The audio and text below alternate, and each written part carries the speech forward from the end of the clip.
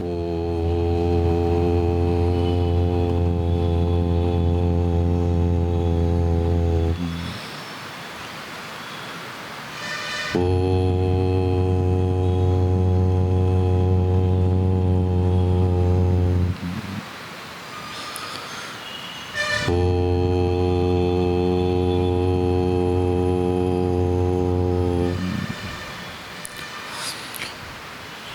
சதாசிவசமாரம்பாம் சங்கராச்சாரியமத்தியமாம் अस्मदाचार्यपर्यन्तां वन्दे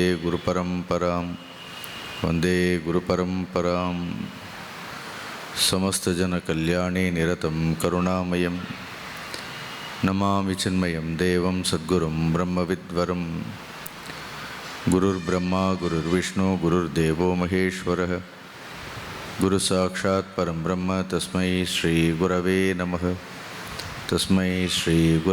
नमः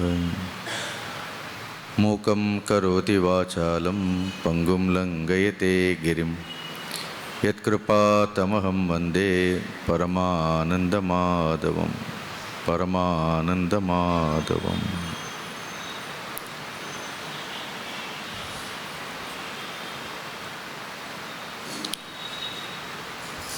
हरि ओम. இந்த பகவத்கீதையினுடைய மூன்றாவது அத்தியாயத்தினுடைய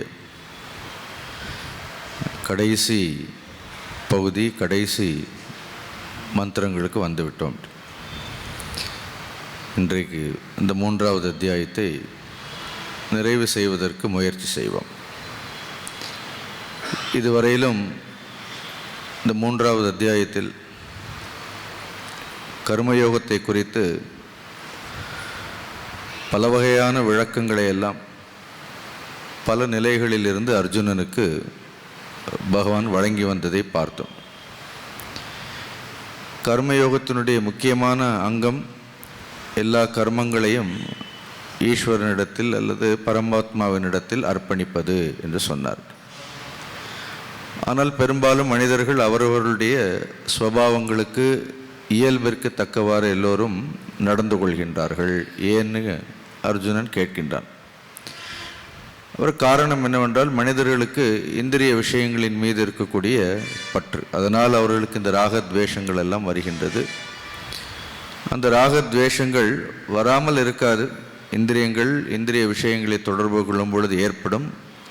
ஆனால் கற்றுணர்ந்தவர்கள், அறிவுடையவர்கள் அந்த விருப்பு வெறுப்பு என்கின்ற அந்த வலையில் சிக்கிக்கொள்ளக்கூடாது என்று இப்படி பகவானும் பல உபதேசங்களை எல்லாம் சொல்கின்றார். அப்போ ராகத்வேஷங்கள் அதனுடைய வசத்தில் நாம் விழாமல் இருக்க வேண்டுமென்றால் என்ன செய்ய வேண்டும் என்றால், நம்முடைய ஸ்வதர்மத்தை அவரவர்களுடைய ஸ்வதர்மத்தை செய்ய வேண்டும் அப்படின்னு சொன்னார். நேற்று பார்த்தோம், எங்கேயோ வெவ்வேறு ஊர்களுக்கு சென்று காரியங்களை செய்கின்றோம். சில நாள் பிழைப்பதற்காக வேறு ஊர்களுக்கு செல்ல வேண்டியதாக இருக்கின்றது. வேறு தேசங்களுக்கு கூட செல்ல வேண்டியதாக இருக்கின்றது. அதெல்லாம் ஒரு தவறும் இல்லை. நம்ம எந்த ஊரில் இருந்தாலும் எந்த தேசத்தில் இருந்தாலும் இறுதியாக நம்முடைய ஸ்வதர்மம் எதுவோ அதை ஒரு பொழுதும், எந்த ஒரு தர்மத்தில் நாம் பிறந்தோமோ, எந்த ஒரு தர்மத்தில் இறைவன் நம்மை தோற்றுவித்திருக்கின்றாரோ, எங்கிருந்தாலும் அந்த தர்மத்தை விடாமல் நாம் கடைபிடிக்க வேண்டும். அதனால பகவான் சொல்லும்போது ஸ்வதர்மே ஸ்ரேயான் ஸ்வதர்மோ விகுணக. ஒரு மனிதனுடைய ஸ்வதர்மங்கள் எப்படிப்பட்டதாக இருந்தாலும் அவர்கள் அவர்களுடைய ஸ்வதர்மத்தை செய்ய வேண்டும். இது நேற்று விளக்கமாக பார்த்தோம். பரதர்மாத் சு அனுஷ்டிதாத், நன்றாக செய்யப்பட்ட பரதர்மங்களை காட்டிலும் ஒரு மனிதனுக்கு ஸ்வதர்மமே சிறந்தது. ஸ்வதர்மே நிதனம் ஸ்ரேயக.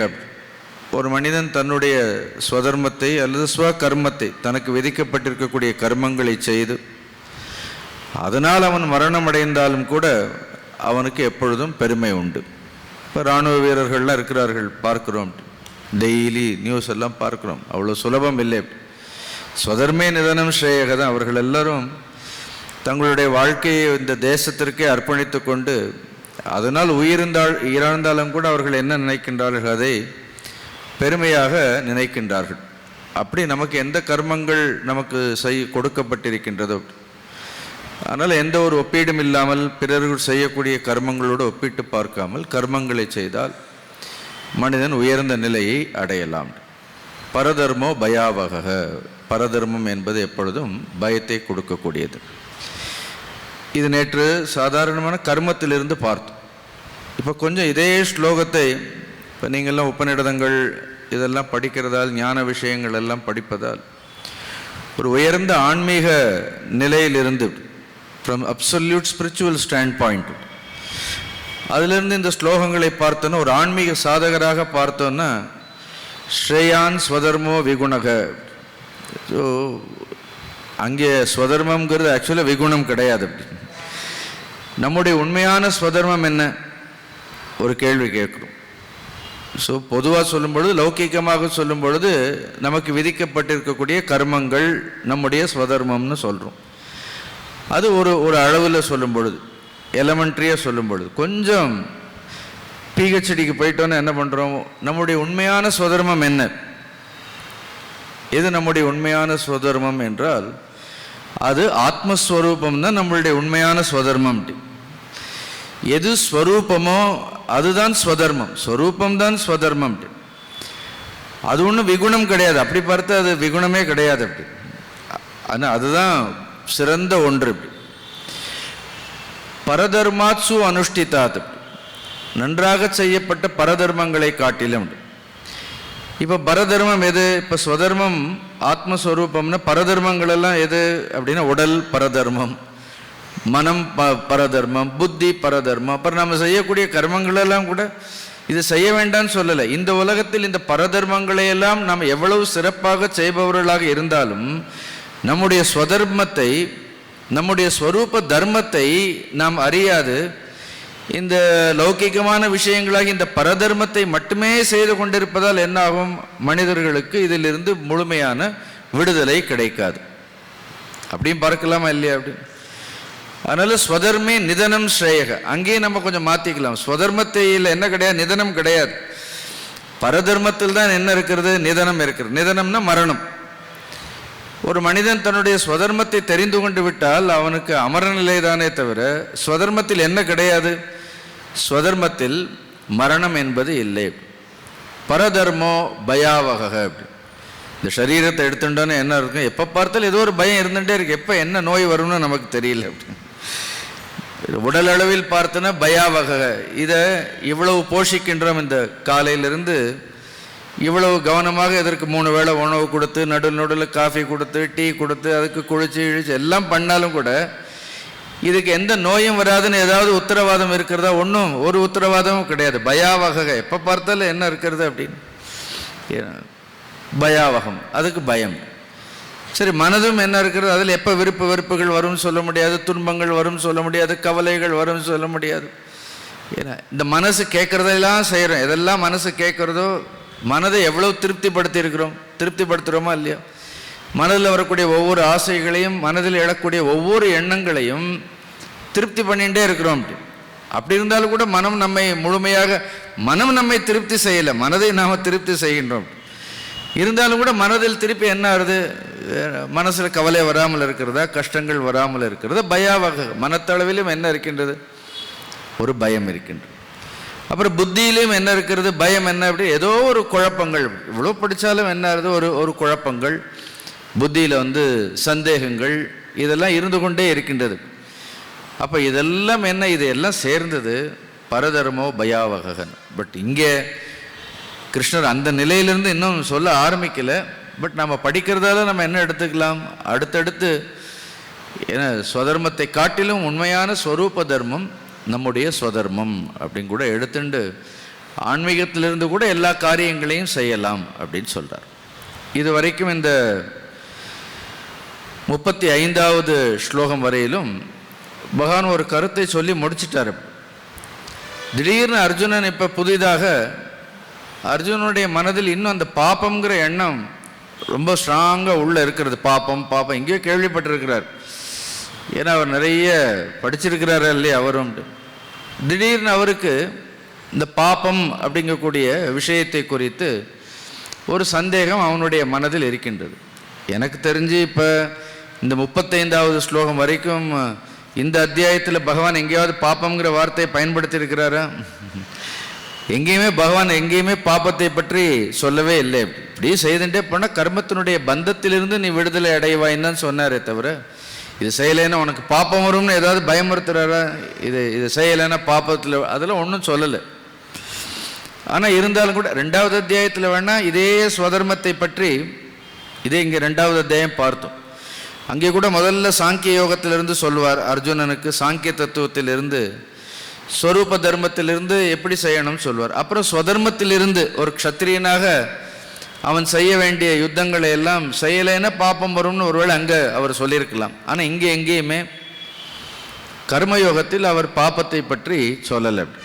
ஆனால் அர்ஜுனனே என்ன பண்ணுறான், அவனுக்கு மனதில் இந்த பாப்பம் என்கின்ற ஒரு பயம் இருக்கின்றது. நல்லது தான், சில நேரம் இந்த பாப்பத்தை பற்றி ஒரு பயம் இருந்தால் நல்லது. ஒருவேளை அந்த பயமே இல்லைன்னா, இந்த பயம் இல்லாதவர்கள் இருக்கிறார். இப்போ நான் கூட யோசித்து பார்த்தேன், ஆலோசனை செய்து பார்த்தேன், எங்கேருந்து அர்ஜுனனுக்கு இந்த வார்த்தை பாப்பங்கிற வார்த்தை வந்ததுன்னா, அவன் இதுவரைக்கும் பகவான் சொன்ன 2-3 விஷயத்தை அவனே கூட்டி கழித்து பார்த்துக்கிறான். முதல்ல என்ன சொல்கிறார், அவரவர்கள் என்னுடைய மேலான மதத்தை ஸ்ரத்தையோடு அனுஷ்டிப்பதில்லை. எதை பின்பற்றுகின்றார்கள் சொன்னார், ஸ்வபாவத்தை பின்பற்றுகின்றார்கள் சொன்னாரா இல்லையா? அவரவர்கள் அவர்களுடைய இஷ்டப்படி நடந்து கொள்கின்றார்கள். யாரை யாரால் தடுத்து நிறுத்த முடியும்? அந்த ஒரு வார்த்தையை உள் வாங்கின்றான், ஸ்வபாவம்.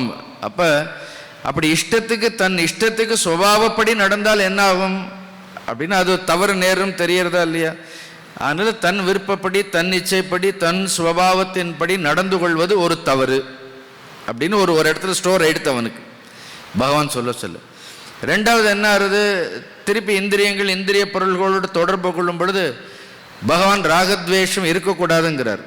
ஆனால் இவனுக்கு என்ன பயம், ராகத்வேஷத்தை தவிர என்ன இல்லை, ராகத்வேஷத்தை தவிர வேறு எதுவுமே இல்லை. எங்கே சுற்றி பார்த்தாலும் திரும்ப திரும்ப நாம் எதற்குள் அகப்பட்டு கொண்டிருக்கின்றோம் என்றால் இந்த விருப்பு வெறுப்புகளுக்குள் ராகத்வேஷங்களுக்குள்ள தான் இருக்கிறோம். அப்போ நம்மளுடைய ஸ்வபாவத்தையும் விட முடியவில்லை, ராகத்வேஷத்தையும் விட முடியவில்லை. அப்போ 2 தவறை எடுத்த எப்படி யோசிக்கிறான்னு பார்த்தீங்களா இல்லையா? பகவான் வெறும் ஸ்வபாவம்னா கூட பாப்பம் இல்லை போல இருக்கு. ஏன்னா அந்த ஸ்வபாவத்தினால என்ன ஆகுது, விருப்பு வெறுப்புகளை வேற நான் சேர்த்து, அந்த விருப்பு வெறுப்புகள் இருந்தால் கூட பரவாயில்ல, அதனால் என்ன பண்ணுறேன், நான் ஸ்வதர்மத்தையும் செய்யறதில்லை, எப்போ பார்த்தாலும் பரதர்மம். இந்த 3 விஷயம், ஒன்று ஸ்வபாவம், 2வது ராகத்வேஷம், 3வது பரதர்மம். இந்த 3ஐயும் சேர்த்து என்ன பண்ணிட்டான், ப்ளஸ் ப்ளஸ் போட்டு = பாப்பம்னு அவனே நினச்சிட்டான். நல்லது தான், புரியுறது இல்லையா உங்களுக்கு? ஸோ இந்த 3 சேர்ந்து என்ன ஆகுது, ஏன்னா 1லிருந்து வெளியில் வந்துடலாம். இந்த 3ம் சேர்ந்தால் என்ன, இந்த 3லிருந்தும் மனிதன் நிரந்தரமாக என்ன பண்ண முடியாது, நிரந்தரமாக வெளியில் வர முடியாது. அப்போ அவனே கேட்கிறான், சில நேரங்களில் வெளியில் நான் வர வேண்டும் என்று நினைத்தாலும் கூட என்னால் வர முடியவில்லை அப்படின்னு ஒரு கேள்வியை, ரொம்ப முக்கியமான கேள்வி. சரி, நாம் கேட்கணும்னு நினைக்கிற கேள்வி தான் இதெல்லாம். இந்த கேள்விகளை எல்லாம் நாம் பகவானிடத்தில் கேட்கணும்னு நினைப்போம், இல்லை யாரிடத்துலையாவது கேட்கணும்னு நினைப்போம். ஸோ நம் மனதில் இருக்கக்கூடிய கேள்விகளை எல்லாம் அர்ஜுனன் பகவானிடத்தில் கேட்கின்றான். ஸோ 36வது ஸ்லோகம் பாருங்கள். அர்ஜுன உவாச்ச அத கேன பிரயுக்தோயம் பாபம் சரதி பூருஷः அனிச்சன்னபி வார்ஷ்ணேய பலாதிவ நியோஜிதः.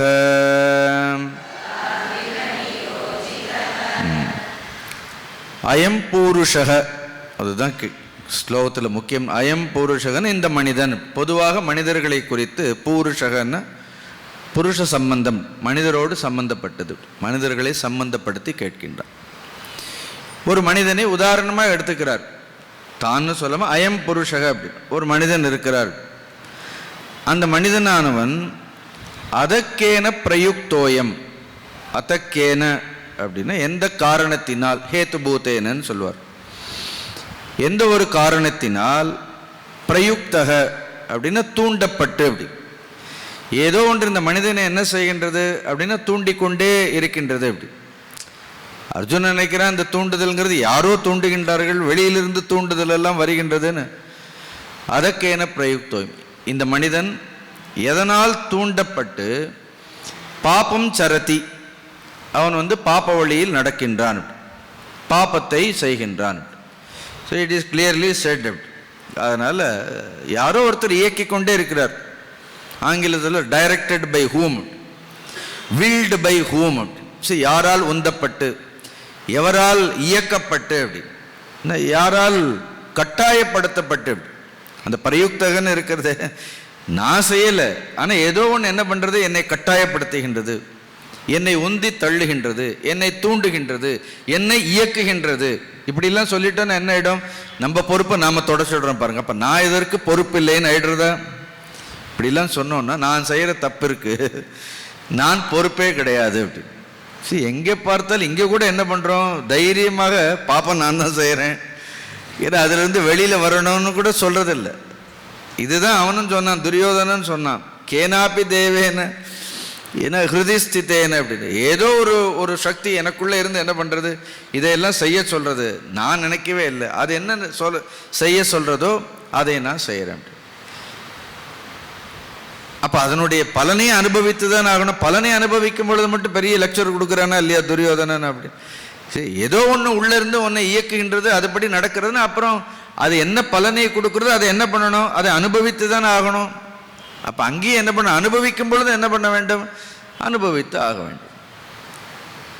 அதனால் ஏதோ ஒன்று என்னை தூண்டுகின்றது. அதுவும் எப்படி சொல்கிறார், இன்னும் சொல்கிறான் பாருங்க, அனிச்சன்னபி. கொஞ்சம் கேட்டு பார்த்துங்க, இதெல்லாம் உண்மையானு கேட்டு பார்த்துக்குங்க. ஏன்னா நம்மளுடைய விருப்பம் இல்லாமலேவா எல்லாம் நிகழ்கின்றதுன்னு ஒரு கேள்வி கேட்கணும். ஆனால் அர்ஜுன் என்ன சொல்கிறான், எனக்கு ஒன்றும் யுத்தம் செய்யணுங்கிற விருப்பம்தான், பட் என்னுடைய விருப்பமே இல்லாமல் அப்படின்னு என்னை சட்டையே பண்ணாமல் ஏதோ ஒன்று என்னை பாபம் செய்ய தூண்டுகின்றது. அனிச்சன் அப்பி. சரி, அவன் கேட்கறதுல ஒரு நியாயம் இருக்கு. இந்த உலகத்தில் 2 விதமான மனிதர்கள் இருக்கின்றார்கள்.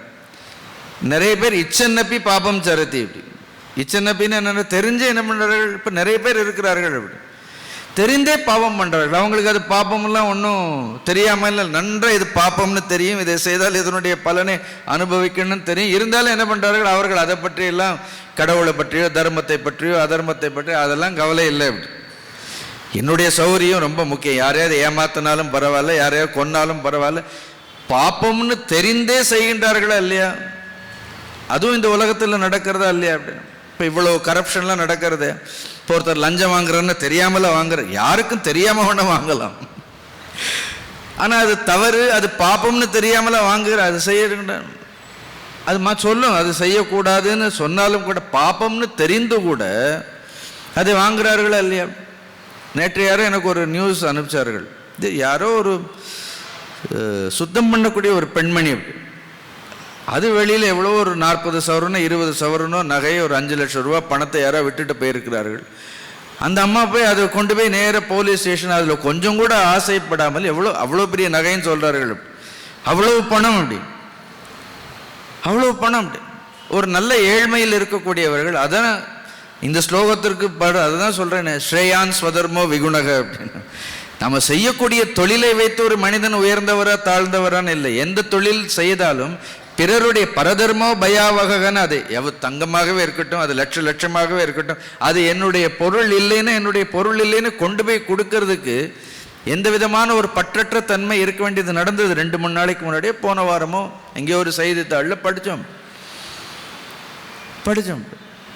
இங்கே மொத்தத்தையும் சுருட்டிட்டு போகலான்னு பார்க்கிறவர்கள் இருக்கிறார்களே, எல்லாத்தையும் கிடைச்சதெல்லாம் சுருட்டிடுவோம். நல்ல உயர்ந்த பதவிகள், ஒன்றும் சம்பளம்லாம் ஒன்றும் கம்மியெல்லாம் ஒன்றும் கிடையாது, நிறைய சம்பளம் வாங்கக்கூடியவர்கள் தான், எல்லாம் வாங்கக்கூடியவர்கள் தான். வீடு இல்லாமல் இல்லை, வாசல் இல்லாமல் இல்லை. அப்புறம் எதற்காக ஆசை, இன்னும் பணம் வேண்டும், என்ன பண்ணுறது? அதுலேயே படுத்து புரள முடியுமா என்ன?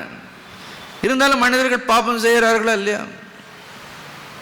செய்யாமல் இல்லை. அப்போ இச்சன்னப்பி தெரிந்தே தானே என்ன பண்ணுறார்கள், தெரிந்தே செய்பவர்கள் இருக்கின்றார்கள். அர்ஜுன் சொல்ல அவங்கள பற்றி சொல்லலை. சில நேரங்களில் என்ன ஆகுது, வேறு சில இடங்களில் என்ன ஆகுது, எனக்கு விருப்பமே இல்லை, நான் செய்யக்கூடாதுன்னு நான் நினைக்கிறேன், இது தவறு என்று எனக்கு நன்றாகவே தெரிகின்றது. இருந்தாலும் கூட என்ன பண்ணுறேன், என்னுடைய விருப்பமே இல்லாமல் ஏதோ ஒன்று என்னை தவறு செய்ய தூண்டுகின்றது அப்படின்னு என்ன பண்ணுறான், தன்னுடைய இயலாமையை சொல்கின்றான். அர்ஜுனன் சொல்லும்போது இயலாமையிலிருந்து சொல்கின்றான். முதல்ல இருக்கிறவங்க இயலாமையெல்லாம் இல்லை, அவங்கெல்லாம் எல்லாம் தெரிந்தே செய்கின்றார்கள்.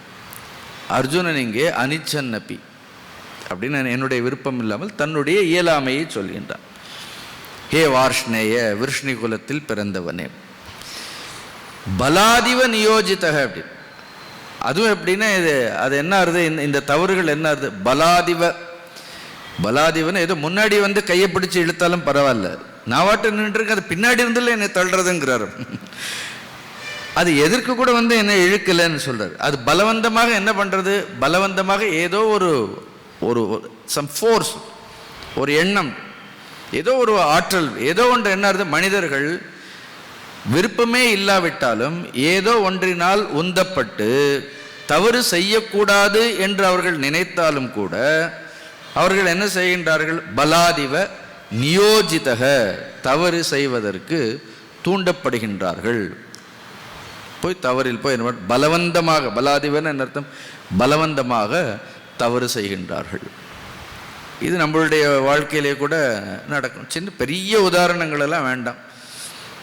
ஜஸ்ட்டு உங்களுக்கு டயபெட்டிஸ் இருக்குன்னா நீங்கள் சுகர் சாப்பிட்டா அது பாபம் தான். அது எதற்கு நல்ல லட்டு, இப்போ லட்டு கொடுப்பாங்க பாருங்கள், கடைசியில் இன்றைக்கி வரும், இப்போ லட்டு வரும், குலோப் ஜாமுன் இருக்கும், எல்லாம் இருக்கும். அப்படி என்ன தெரியும் நமக்கு நல்ல சுகர்லாம் அதிகமாக இருக்குன்னா அது என்ன பண்ணுறது, அது பார்க்கக்கூட கூடாது, அது பார்க்காம போயிடணும் அப்படின்னா. ஆனால் அனிச்சன்னப்பி பலாதிவ, அப்போ பார்த்தா அந்த லட்டு பேசுகிற மாதிரியே இருக்கும். நமக்கு ஆச்சரியம் என்னென்னா, லட்டு பேசும், வா வாங்கும், வாயில் போடுங்க அப்படின்னு.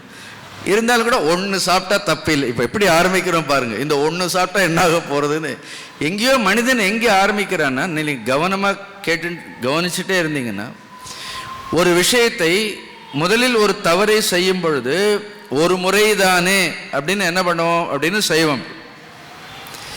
இரண்டாவது முறை செய்யும் பொழுது கொஞ்சம் வெட்கப்படுவோம். முதல் தடவை லட்டு எடுத்து சாப்பிடும்போது யாரும் கவனிக்கிறாங்களெல்லாம் பார்க்க மாட்டோம். ரெண்டாவது தடவை சாப்பிட்ணுன்னு என்ன பண்ணுவோம், யாராவது பார்க்குறாங்களான்னு என்ன பண்ணுவோம், ரெண்டாவது தடவை வெட்கப்படுவோம்.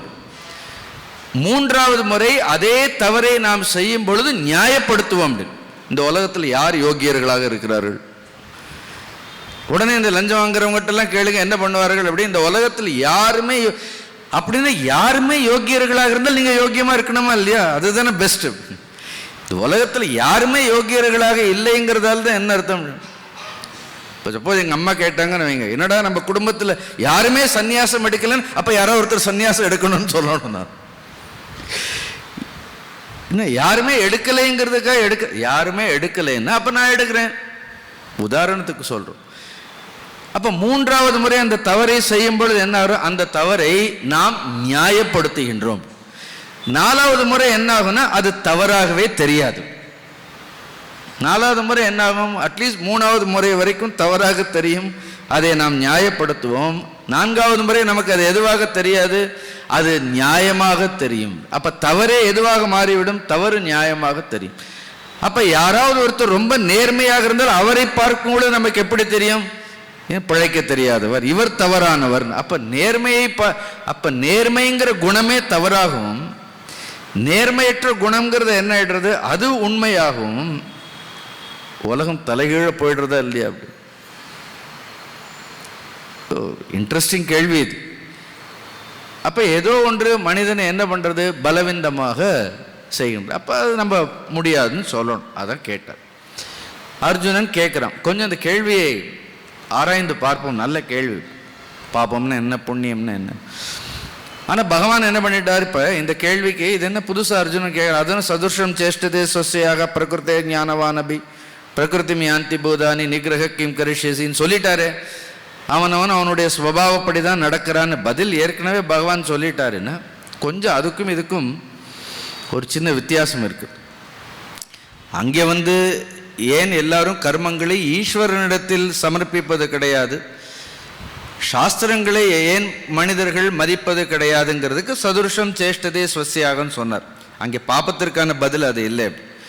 அது சாஸ்திர உல்லங்கனம்னு சொல்வார்கள். சாஸ்திரத்தினுடைய நம்மளுடைய வேதங்கள் சொல்லக்கூடியது, மறைநூல்கள் சொல்லக்கூடியது, பெரியவர்களுடைய உபதேசத்தை ஏன் மனிதர்கள் மதிப்பதில்லைன்னு.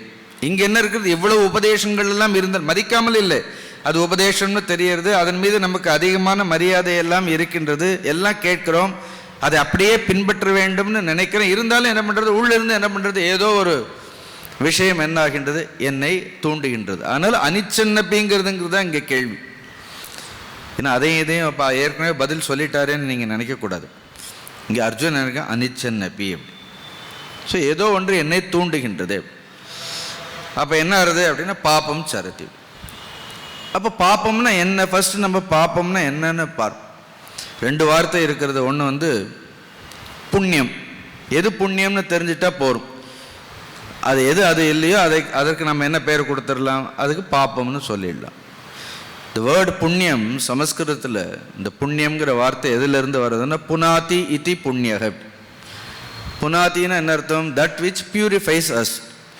சரி, எதெல்லாம் நம்முடைய உள்ளத்தை, எவையெல்லாம் நம்முடைய மனதை மட்டும் இல்லை, எந்த காரியங்கள் எல்லாம் நம்மளுடைய இந்திரியங்களை, நம்முடைய மனதை, நம்முடைய புத்தியை, அந்தக்கரணத்தை, சித்தத்தை, அகங்காரத்தை எதெல்லாம் தூய்மைப்படுத்துகின்றதோ அதெல்லாம் புண்ணியம். அப்படி புண்ணியம். உடம்பை வேணா தூய்மைப்படுத்துறதுக்கு நல்ல சோப்பு போட்டு தூய்மைப்படுத்தலாம். ஆனால் மனதை எது தூய்மைப்படுத்தும், மனதை எது தூய்மைப்படுத்தினா இப்படி ஒரு மணி நேரம் உட்காந்து பகவத்கீதை கேட்டால் என்ன பண்ணும், இதுக்கு பேர் புண்ணியம்னு பெயர். இது நல்ல ஸ்ரத்தையோடு பக்தியோடு கேட்டால் என்ன ஆகும், இது உள்ளே போய் இறங்கினா என்ன ஆகிடும், நேற்று சொன்னேன்ல, நல்ல என்ன சுகரை மிக்ஸ் பண்ணுற மாதிரி கலக்கிட்டா என்ன ஆகிடும், இது என்ன பண்ணும், நம்மை அறியாமலே நீங்கள் விரும்பாவிட்டாலும் கூட இந்த விஷயங்கள் நம்முடைய மனதை தூய்மைப்படுத்தி விடும். ஸோ தட் விச் பியூரிஃபைஸ் புனாதி இது. எந்த செயல்கள் சில சமயம் நமக்கே தெரியும், அந்த செயல்கள் எல்லாம் செய்த உடனே என்ன ஆகும், நமக்கே நம்மீது ஒரு மரியாதை வரும், ஒரு சந்தோஷத்தை கொடுக்கும், ஒரு அமைதியை கொடுக்கும். அதற்கு பெயர் புண்ணியம்னு சொல்லும். அப்போ எது பாப்பம்னா எதெல்லாம் நம்மை தூய்மைப்படுத்தாது, ஜஸ்ட் ஆப்போசிட். அது சமஸ்கிருதத்தில் என்ன சொல்றான், பாத்தி இத்தி பாபக, ஒரு அர்த்தம் இருக்கு. அப்படி பாத்தின்னா ரக்ஷதின்னு அர்த்தம். எது நம்மை பாதுகாக்கின்றதோ அது பாப்பம். இப்படி சொன்ன இப்படி என்ன, எது நம்மை தூய்மைப்படுத்துகின்றதோ அது புண்ணியம், எது நம்மை பாதுகாக்கின்றதோ, பாத்தின்னா ரக்ஷதின்னு அர்த்தம், பாதுகாக்கின்றது அது பாபம்னா எதை பாதுகாக்கின்றது, எது நம்முடைய அஜ்ஞானத்தை பாதுகாக்கின்றதோ அதற்கு பெயர் பாபம். எது ஞானத்திற்கு வழிவகுக்கின்றது அது புண்ணியம். இந்த பாபம் என்ன பண்ணும், இந்த பாபம் என்ன பண்ணும்னா உங்க நம்முடைய அஜ்ஞானத்தை பத்திரமா பார்த்துக்கும். அதுலேருந்து போக விடாமல் என்ன ஆகும், அந்த அஜ்ஞானத்திற்கான காரியங்களையே திரும்ப திரும்ப திரும்ப செய்ய தூண்டி மனிதனை perpetually it keeps that man in ignorance. மனிதனை அறியாமையில் நிரந்தரமாக என்ன வைத்திருக்கும் சொல்றாங்களே, எஃப்டின்னு சொல்றாங்களே, அதே மாதிரி என்ன இருக்கும், நிரந்தர வைப்பாக மனிதனை பாப்பத்திலேயே எது வைத்திருக்கின்றதோ, அஜ்ஞானத்தில் வைத்திருக்கின்றதோ. அப்ப எது பாப்பம், சிம்பிளா டெஃபினிஷன் என்ன, அஜ்ஞானம் பாப்பம். அஜ்ஞானம் பாப்பம். எது நம்மை உண்மைக்கு சத்தியத்திற்கு அருகாமையில் கொண்டு செல்கின்றதோ அது புண்ணியம். அதனால தான் புண்ணியம் பண்ண என்ன ஆகுது, ஊர்துவலோகங்கள்னு சொல்றோம். அந்த புண்ணியங்கள் என்ன பண்ணும், மனிதனை உண்மைக்கு அருகில் இறைவனுக்கு அருகாமையில் கொண்டு போய் செல்லும். பொய் என்ன பண்ணும் அப்படின்னா உண்மையிலிருந்து இறைவனிடத்திலிருந்து உயர் விஷயங்களிலிருந்து என்ன ஆகும், உயர் விஷயங்களிலிருந்து அவனை விலக்கி கொண்டே போக முடியும். ஸோ பாபம் பண்ணோன்னா என் பாப்ப ஆங்கிலத்தில் அதை சின் அப்படின்னு சொல்கிறோம். பாபம்னு சின்னு சொல்கிறோம், சின்னர்னு சொல்வார்கள் பாப்பம். ஸோ பாப்பத்தில் வி காம்ப்ரமைஸ். அந்த பாப்பங்கிற அஜ்ஞானத்தில் என்ன பண்ணிடும், எதை செய்யணுமோ அதை என்ன பண்ண மாட்டோம், அதை செய்ய மாட்டோம். காம்ப்ரமைஸ்னா சரியா, எல்லாவற்றிற்கும் ஒரு சமரசம் வந்துடும் அப்படின்னு. இது செய்யலைன்னா பரவாயில்ல, அப்படி பரவாயில்ல, வி ஜஸ்ட் காம்ப்ரமைஸ். அதனால தான் இங்கே என்னன்னு சொல்வார், அதக்கேன பிரயுக்தோயம் பாபம் சரதி புருஷ அனிச்சன்னபி வார்ஷ்ணேயம். ரொம்ப ஆச்சரியம். சரி, ஒரு நல்ல எண்ணத்தோடு சில நேரம் என்ன ஆகும், ஒரு கெட்ட எண்ணமும் கூடவே வரும். ஆனால் நல்ல எண்ணத்தை விட இது என்ன சொன்ன உதாரணம், இந்த கெட்ட எண்ணத்திற்கு என்ன இருக்குது, அதற்கு ஆற்றல்ங்கிறது ரொம்ப அதிகமாக இருக்குது. ஏன்னா அதை அப்படி பழக்கப்படுத்தி இருக்கிறோம். அதனால தான் நிறைய தர்மங்கள் ஆரம்பத்திலிருந்து நிறைய பாப்ப புண்ணியங்கள்லாம் சொல்லாமல், இந்த பாப்பம் இதை பண்ணால் புண்ணியம் வரும், இதை பண்ணால் பாப்பம் வரும், இப்படிலாம் சொல்லாமல் ஆரம்பத்திலிருந்து என்ன பண்ணியிருக்கிறார்கள், நல்ல பண்புகளை நல்ல கலாச்சாரத்தை நம்முடைய மதத்தில் நமக்கு அறிமுகப்படுத்தி இருக்கின்றார்கள். சரி, பின்னாடி எல்லாம் பண்ணிட்டு இதிலிருந்து விலகிறதுக்கு கஷ்டப்படுறது ஆரம்பங்களிலே சின்ன வயசுலேருந்தே ஒரு நல்ல கலாச்சாரத்தோடு நல்ல பண்பாடுகளோடு உயர்ந்த பண்புகளோடு வளர்ந்துட்டே இருந்தோன்னா என்ன ஆகும், அப்படியே அந்த பாப்பங்கிற சிந்தனையே என்ன வராது, அந்த பாப்பங்கிற சிந்தனையே வராது. உதாரணம் தர்மபுத்திரரெல்லாம் பார்க்குறோம், மகாபாரதத்தில் உதாரணங்கள் எல்லாம். தர்மபுத்திரரெல்லாம் இருக்கிறார், அவருக்கு ஒரு பெயர் அஜாத சத்ருனே பெயர். அப்படி அவருக்கு சத்ருன்னு யாருமே கிடையாது. இன்னும் ஒரு சின்ன பொய் சொல்கிறதுக்கு கூட என்ன பண்ணுறாரு அப்படின்னா கடைசியில் எவ்வளவு அந்த பொய்க்கு கூட என்ன பண்ணுறாரு இருந்திருக்கிறார். என்னென்னா வளர்ப்பது, குந்தி எப்படி வளர்த்திருக்கின்றார் அப்படின்னா அப்படியே அந்த பஞ்ச பாண்டவர்களையும் அதே மாதிரி. இட் இஸ் ஒன்லி பேசிக், நம்ம எப்படி குழந்தைகளை வளர்க்கின்றோமோ அதுதான். அப்போ ஆரம்பங்கள்லேருந்தே பொய் சொல்லக்கூடாது, இப்படி இருக்கணும், பெற்றோர்களை மதிக்கணும் சொல்கிறோமா இல்லையா, மாத்ரு தேவோபவ பித்ரு தேவோபவ இதெல்லாம் சொல்லியிருக்கிறார்களா இல்லையா. அப்புறம் கொஞ்சம் போனப்புறம் வெறுப்புகள் இருக்கக்கூடாது அதெல்லாம். பட் நல்ல பண்புகள் ஆரம்பத்திலிருந்தே வர வேண்டும்.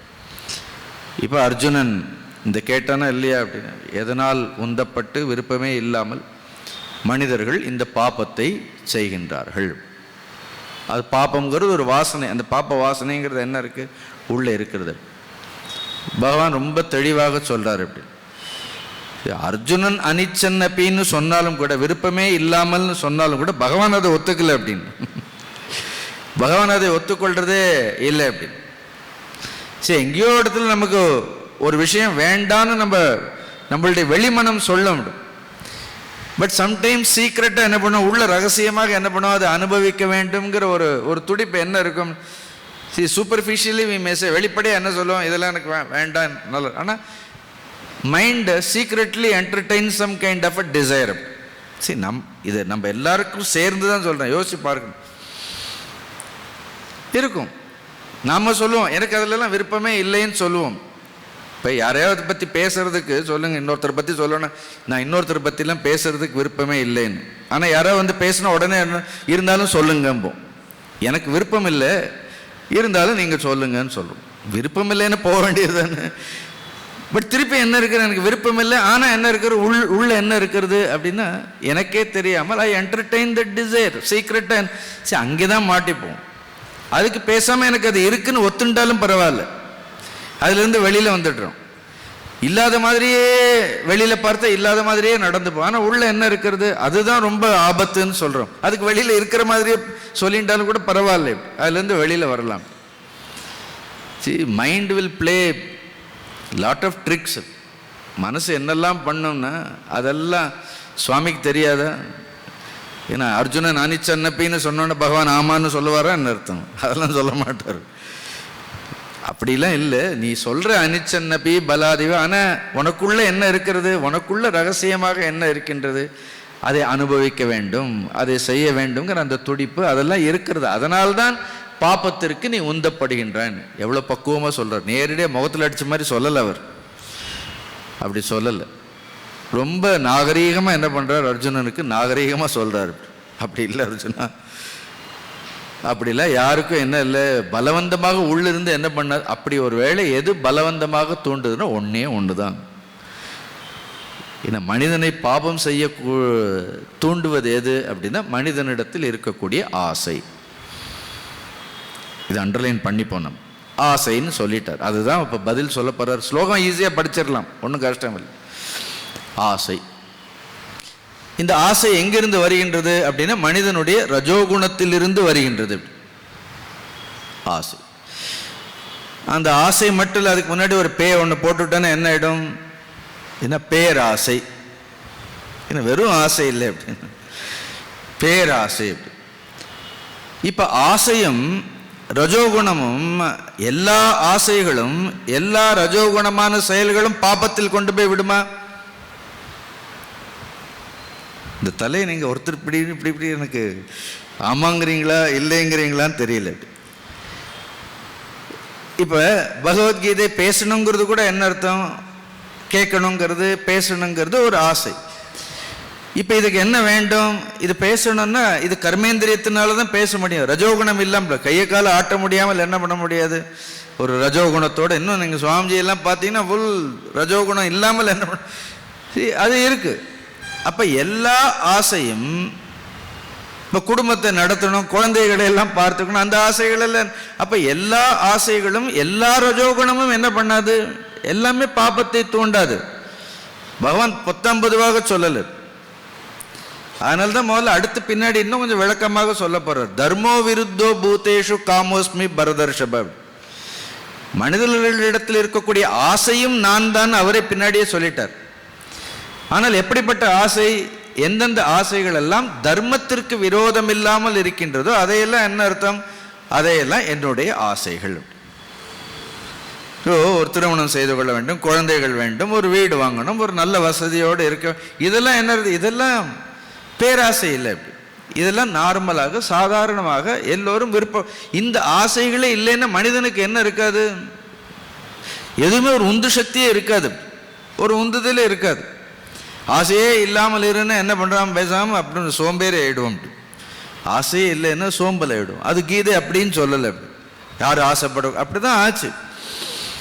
ஆசையே துன்பத்திற்கு காரணம்னு புத்தர் சொன்னார். அவர் எந்த ஆசையை சொன்னார்? உடனே என்ன பண்ணார்கள்? எல்லாரும் எல்லாவற்றையும் விட்டுட்டு என்ன பண்ணார்கள்? போனார்கள். ஒரு ஒட்டுமொத்த சமூகமே என்ன எடுத்து அப்படி தங்களுடைய பொறுப்புகளிலிருந்து விலகிவிட்டது அப்படி. ஆனால் நம்மளுடைய வேதாந்தம்ங்கிறது ஒரேடியாக கீதையோ இதெல்லாம் ஆசையே படாது, அதெல்லாம் படாது, எல்லாம் இருக்கட்டும். லெட் ஆல் யுவர், உள்ளுவதெல்லாம் உயர் உள்ளல்னு சொல்றாரு. இவ்வளோ அழகாக வள்ளுவரே சொல்லு. உள்ளுவதெல்லாம் லெட் ஆல் தை பர்பஸ் பி கிராண்ட். உன்னுடைய ஆசைகள் எல்லாம் உயர்ந்த ஆசைகளாக இருக்கட்டும். எவ்வளோ சொல்றாரு? Lofty thought. ஆசையே படாது, அதே படாது, இருக்கிறத வச்சுட்டு சந்தோஷம், அதெல்லாம் இருக்க வேண்டியதுதான். இந்த தர்மத்திற்கு விரோதமாக என்ன பண்ணக்கூடாது? லெட் நல்ல உயர்ந்த ஆசைகள் எல்லாம் இருக்கட்டும். இன்னும் 1000 பேர் வந்து கேட்கணும்னு ஆசைப்படுறது ஒன்றும் தப்பு இல்லையே. 5 பேர் கேட்டாலும் திருப்திப்படணுங்கிறது ஒன்று, அது வேறு. 1000 பேர் வரட்டும். நம்ம வேத மந்திரங்களே சொல்லுவோம். ஆமாயந்து பிரம்மச்சாரி நஸ்வாகா, விமாயந்து பிரம்மச்சாரி நஸ்வாகா, பிரமாயந்து பிரம்மச்சாரி எல்லா இடத்துலேருந்து எங்களுக்கு நிறைய பிரம்மச்சாரிகள் வரணும்னு கேட்குறோமே. எப்படி நமக்கு யஜ்ஞங்கள்லேயே புத்திர காமேஷ்டி யாகம்னே ஒன்று இருக்கிறது. புத்திரர்கள் வேணாலும் என்ன பண்ணலாம்? பண்ணலாம். அப்போ எல்லா ஆசைகளும் என்ன கிடையாது? எல்லா ஆசைகளுக்கும் பின்னாடியும் ரஜோகுணம் இருக்கின்றது. அப்படி but not every desire is not a sinful desire. அது மனிதனுக்கு. அப்போ ஆசைங்கிறதே பாப்பம் கிடையாது. கொஞ்சம் கொஞ்சமாக நியாயமான ஆசைகள், கொஞ்சம் என்ன சொல்கிறார்கள்? அநியாயமான ஆசைகளுக்கு பதிலாக கொஞ்சம் நியாயமான ஆசைகளை எல்லாம் வளர்த்து கொண்டு உள்ளிருக்கக்கூடிய அந்த வாசனைகளை எல்லாம் தீர்த்து கொண்டு நியாயமான வழி, அதை தாண்டி திருப்பி அதையே என்ன பண்ணுறார்கள்? அந்த ஆசைகளையும் கடந்து செல்ல வேண்டும் சொல்ற. அதற்கும் மேலே என்ன இருக்கின்றது? அந்த எவ்வளோ நாள் நியாயமான ஆசைகளோடு திரும்பி நியாயமான ஆசைகளும் என்ன பண்ணும்? மனிதனுடைய பிறவிக்கு அதுவும் கூட காரணமாக இருக்கும். அதையும் தாண்டி என்ன போக வேண்டும்? ஞானத்தை அடைய வேண்டும் சொல்றார். பட் மனிதனுக்கு என்ன இருக்கின்றது அப்படின்னா இந்த ஆசைங்கிறது இருக்கு. புரியுறது இல்லையா உங்களுக்கு? இப்போ நியாயமான ஆசைக்கும் தர்மமான ஆசைக்கும் அநியாயமான ஆசைக்கும் என்ன வித்தியாசம்? எப்படி டிஃபரன்ஷியேட் பண்ணுறது? ஒன்று சாஸ்திரங்களில் சொல்லியிருக்கக்கூடியது, அப்படி இன்னொன்று நமக்கே தெரியும் எது நியாயம். இன்னொருத்தருக்கு சொல்லும்போது இப்போ என்னை கேட்டால் நான் நல்ல உபதேசம் பண்ணுறேன் இல்லையா அப்படின்னு, இன்னொருத்தருக்கு உபதேசம் பண்ணும்போது நமக்கு எது நியாயம்னு நல்லா தெரியும். அடுத்தவங்களுக்கு சொல்லும்போது நியாயமான எவ்வளோ நியாயமாக சொல்லுவோம் பாருங்க. ஏன்னா இப்போ பக்கத்து வீட்லேயே ஒரு அண்ணன் தம்பிகளுக்கு ஏதோ ஒரு சொத்துல தகராறுன்னா நாம் என்ன பண்ணுவோம்? உடனே அதெல்லாம் அண்ணன் தம்பிகள் தானே, இவ்வளோலாம் நீங்கள் ஒத்துமையாக இருக்கும். அதே நம்ம வீடாக இருந்தால் என்ன பண்ணுவோம்? அந்த உபதேசம் நிற்காது. அப்படி அப்போ எது தர்மமான ஆசை? பகவான் அதெல்லாம் ரொம்ப, அதனால தான் கீதை எல்லாரும் குழந்தையிலிருந்தே படிக்கணும்னு சொல்கிறோம். இப்படி மனதை அலசி ஆராய்ந்து ஒரு நூலை பார்க்க முடியாது. ஒரு ஆசை தர்மத்திற்கு விரோதமாக இருந்தால், அந்த ஆசை நிறைவேறாவிட்டால் அது கோபமாகவோ குரோதமாகவோ மாறும். நியாயமான ஆசையாக இருந்தால், தர்மமான ஆசையாக இருந்தால், இப்ப ராஜ்யத்தை எல்லாம் கொடுக்க மாட்டேன்னு துரியோதனன் சொன்னாலும் கூட பாண்டவர்கள் என்ன சொன்னார்கள்? அவ்வளோ ஒரு அமைதியா இருக்கீங்க. ஒரு 5 கிராமத்தையாவது அவங்களுக்கு உடனே கோபம் வரல, வெட்டணும் குத்தணும்னு கூட என்ன இல்லை. ஆக்சுவலி அது வரணும், அது கூட நியாயம், தனக்கு நியாயமானதை பெற வேண்டும் நாம், இல்லைன்னா அது கூட பலவீனம்னு பகவான் திட்டுறாரு. ஆனால் ஒரு உதாரணத்திற்கு சொல்லும் பொழுது என்ன பண்றோம், அவங்களுக்கு குரோதமோ வரல. 5 கிராமங்களை கொடுத்தால் கூட பரவாயில்லைன்னு பகவான் அதுக்கு ஒத்துக்கல. 5 கிராமங்களுக்கெல்லாம் கிருஷ்ணன் ஒத்துக்கவே இல்லை. எது நமக்கு நியாயமோ அதை நாம் பெற வேண்டும்ட்டாரு. அப்படி இருக்கணும். அது உயர்ந்த தர்மம், அது க்ஷத்ரிய தர்மம், அது ராஜ தர்மங்கள். பக்க வீடா என்ன, இது தேச சம்பந்தப்பட்டது. அப்படி யார் வேணாலும் வந்து நம்ம தேசத்தில் இங்கே கொஞ்சம் எடுத்துகிட்டு போட்டு அங்கே கொஞ்சம் நாங்கள் இருக்கிறத வச்சு நடத்திக்கிறோன்னா அப்புறம் அது கோழைகளுடைய ராஜ்யம் ஆயிடும். பொதுவாக மனிதர்களுக்கு என்ன, உங்களுடைய ஆசைகள் நியாயமாக இருந்தால் நிச்சயம் நிறைவேற. ஒருவேளை அதுக்கு ஏதாவது தடை வந்துட்டு உடனே என்ன பண்ண, எப்போ குரோதம் வருகின்றதோ நன்றாக நினைவில் வைத்துக் கொள்ளுங்கள். ஒருவேளை நம்முடைய ஆசை நியாயமாக இருந்தாலும் தர்மமாக இருந்தாலும் கூட அது நிறைவேறாது. ஒருவேளை குரோதத்தில் கொண்டு போய் விட்டால் அந்த நியாயமான ஆசை கூட அநியாயமான ஆசையாகவே கருதப்படும். உங்களுக்கு இது புரிஞ்சதா இல்லை? எனக்கு நியாயமான ஆசை தான், ஆனால் அது கோபம் வரலாம். ஆனால் அது கொண்டு போய் குரோதத்தில் வந்து அது பழி வாங்கணும், அதுக்காக என்ன பண்ணணும், செய்யணுங்கிற எண்ணத்தில் போயிடுத்து அந்த ஆசையை கூட என்ன ஆயிடும், அந்த ஆசையே விஷமாயிடும். அதுவே அதில் இருக்கக்கூடிய நியாயத்தன்மைங்கிறது என்ன ஆயிடும், அந்த நியாயத்தன்மையே போய்விடும். அதனால பகவான் இங்க என்ன சொல்றார், மனிதர்களுக்கு இந்த காமம் அதோடு சேர்ந்து என்ன இருக்கிறது, குரோதம். எப்பொழுது இந்த ரெண்டும் சேர்ந்து இருக்கின்றதோ, எந்த ஆசையில் குரோதமும் இருக்கின்றதோ, அப்படி புரியுதா? அது எப்பொழுதுமே எப்படிப்பட்ட ஆசைங்கிறார், அது நியாயமான ஆசை கிடையாது. அந்த ரஜோகுணம் எப்படிப்பட்டது, அது நியாயமான ரஜோகுணமும் கிடையாது. பகவான் சொல்றார் பார். Sri பகவானுவாச்ச காமயேஷ க்ரோதயேஷ ரஜோகுணசமுத்பவः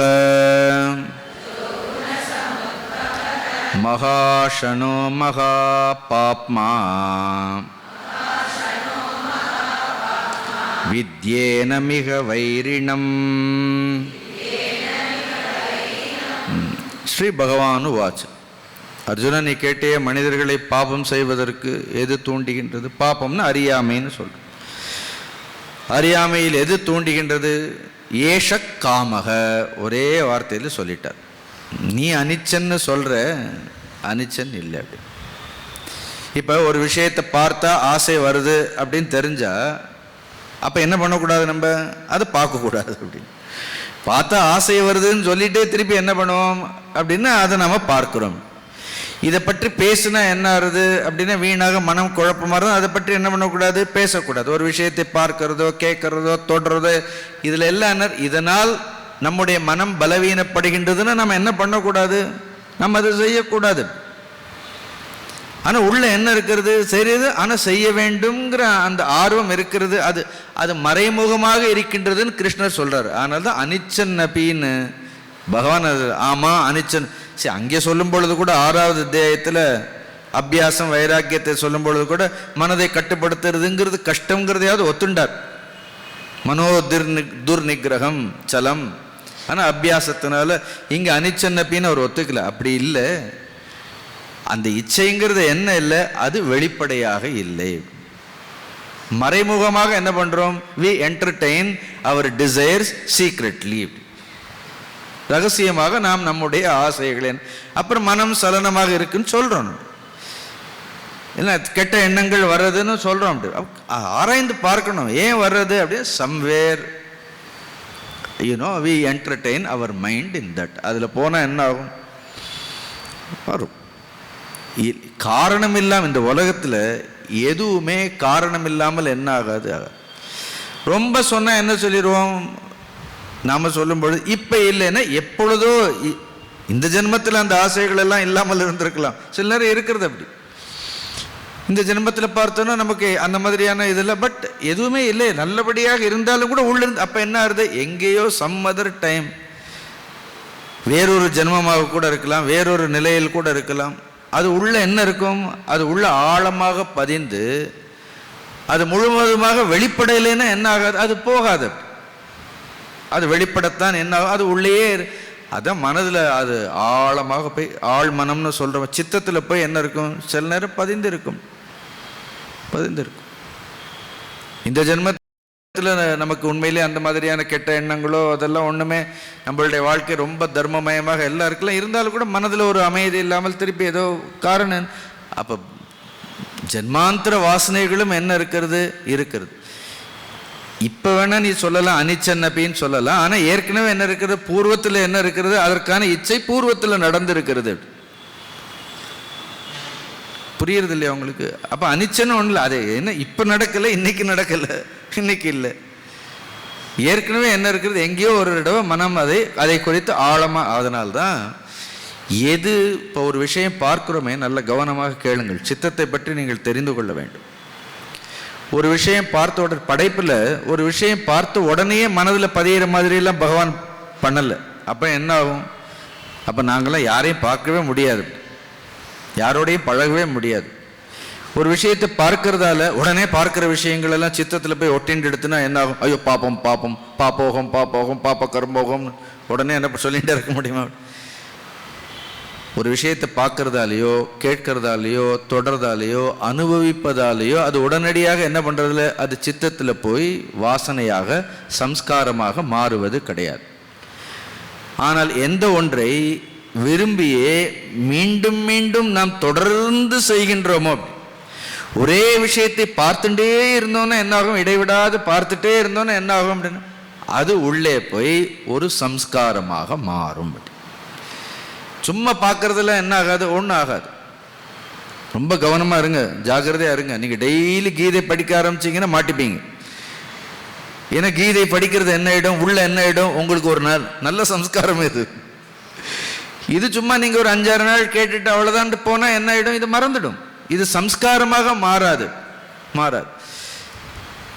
See, what you entertain consciously, எதை உணர்வுபூர்வமாக பாவபூர்வமாக தொடர்ந்து நாம் எதை சிந்திக்கின்றோமோ எதை செய்கின்றோமோ அது என்ன ஆகிடும், அது நிச்சயமாக என்னாகும், ஆழ் மனதில் ஒரு விருத்தியாக ஒரு வாசனையாக மாறிடும். அதை என்ன பண்ண முடியாது, அதை பிடுங்க முடியாது.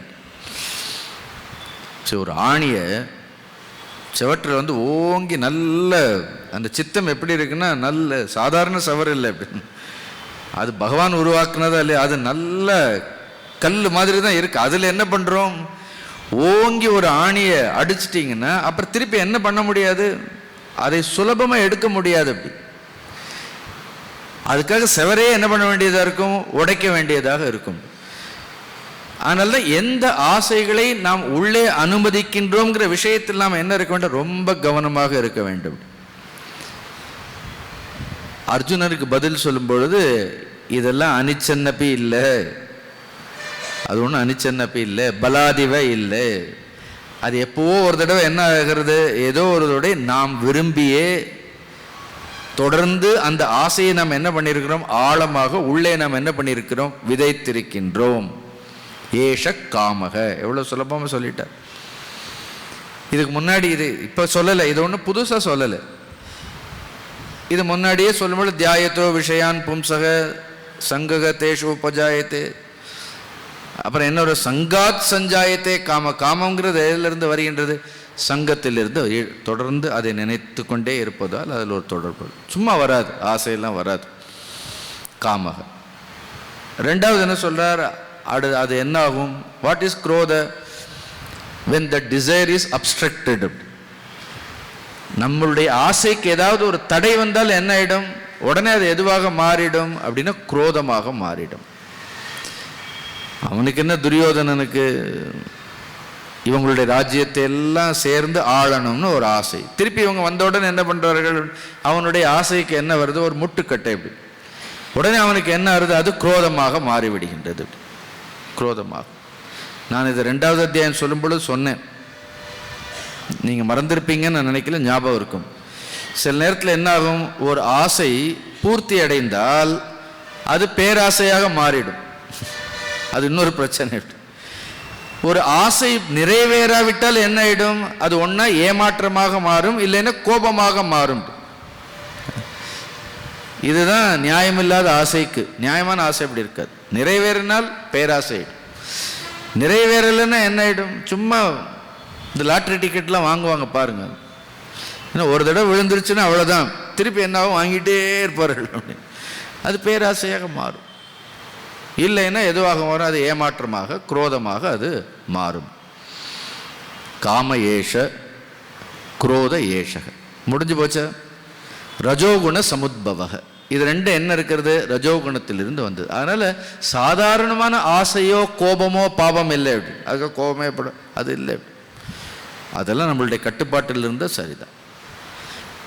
மகாஷணம், மகா அஷனக, இந்த மகாஷணகங்கிறது காமத்திற்கு போகிறது. அப்படி இந்த காமம் எப்படிப்பட்டது அப்படின்னா பெருந்தீனி, தமிழில் மொழிபெயர்க்கணும்னா, ஏன்னா அதுக்கு பெரிய வயிறுன்னு சொல்கிற. ஆசைக்கு என்ன அர்த்தம், ஆசையினுடைய வயிறு. அது எவ்வளோ போட்டாலும் என்ன ஆகும், எவ்வளவு போட்டாலும் என்ன அது வேண்டான்னே சொல்லாது. மகாஷணகம், பெருந்தீனி அது காமம்.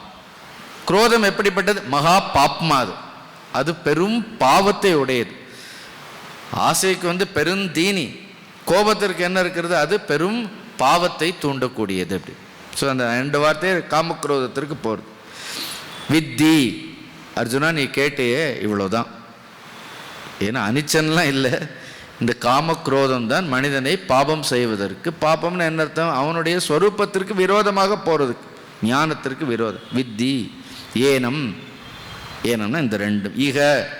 ஈகன்னா மனிதர்களுடைய வாழ்க்கையில், இந்த வாழ்க்கையில்.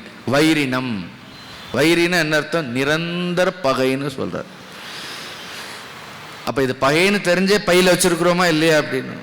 இன்னும் காமமும் குரோதமும் என்ன, நிரந்தர வைரினம், நித்திய வைரின்னு அடுத்து சொல்லப்பார். இங்கேயாவது வைரினம் பகைன்னு சொல்லிட்டு முடிச்சிட்டார். இது எப்படிப்பட்டது அப்படின்னா நிரந்தரமான பகைன்னு சொல்றார். அதனால்தான் பகவான் இதை சொல்றார். அதுவும் எப்படிப்பட்டது, இந்த காமக்ரோதங்கள் எல்லாம் கூட ஆசை எப்படி எதிரியாகிறது, ஒரு மனிதனுக்கு எப்படி பகையாக இருக்கின்றது. அப்புறம் அந்த பகை சில பகையில் ரொம்ப தீவிரமான பகையாக இருக்கும், தீர்த்துக்கவே முடியாது. யுத்தம் பண்ணி ஒருத்தர் அடித்து கொன்னுண்டா தான் என்ன ஆகும், ஏன்னா பகை போவோம். அப்படி அந்த ராமர் கூட சொல்கிறார், இன்னைக்கு போய் நாளைக்கு வான்னு சொல்கிறாரு. கேட்டிருக்கலாமே, ராவணன் கேட்டிருந்தா இவ்வளோ பெரிய விஷயம் மன்னிக்கிறதுக்கு ரெடியாக தானே இருக்கிறார். போ, நீ எதையோ சீதையை எடுத்துகிட்டு போன விடு, எனக்கு இந்த யுத்தத்தில் உன்னை கொல்றதுக்கு விருப்பம் இல்லை, நீ திரும்பி கொடுத்துரு, முடிஞ்சிடுன்னா அது பகை அங்கேயே முடிஞ்சிருக்குமே. ஆனால் சில பகையெல்லாம் எப்படிப்பட்டது அப்படின்னா பேசி தீர்த்துக்கலாம். சில பகையில் ரொம்ப நாள் பகை இருக்கிறவங்க ஒருத்தர் பார்த்துட்டாலே பகை போயிடும், பார்க்காம இருக்கிற வரைக்கும் தான் பகை போயிடும். சில சமயம் என்ன ஆயிடுது, பார்த்துட்டாலே என்ன ஆயிடும், அந்த பழைய நினைவுகள்லாம் வரும், பகை போயிடும். சில பேர் பேசிட்டா என்ன பண்ணும் அப்படின்னா பகை போயிடும். சில பேருக்கு என்ன ஆகும், சண்டை போட்டு வெட்டு குத்துல தான் என்ன ஆகும் அப்படின்னா அதுக்கு பகை எவ்வளவு ஆழமானதுங்கிறதுக்கு 3 உதாரணங்கள் கொடுக்குறார். இது பகைக்கு கிடையாது, இதுக்கு ஆசைக்கு. காமக்ரோதம் தானே பகைன்னு சொல்கிறோம். ஸோ எவ்வளவு தீவிரமாக சில நேரத்தில் காமக்ரோதங்கள் இருக்கின்றது, எத்தனை சதவிகிதம்னு பார்க்கணும் மனிதனுடைய மனதில். ஏன்னா 25% தான் காமக்ரோதமா, இல்லை 50% இருக்கா, இல்லைன்னா 75% இருக்கான்னு the percentage of its impact, its influence அது இருக்கிறதுங்கிறது நல்ல 3 உதாரணங்கள், அற்புதமான உதாரணங்கள் சொல்றார் பார்.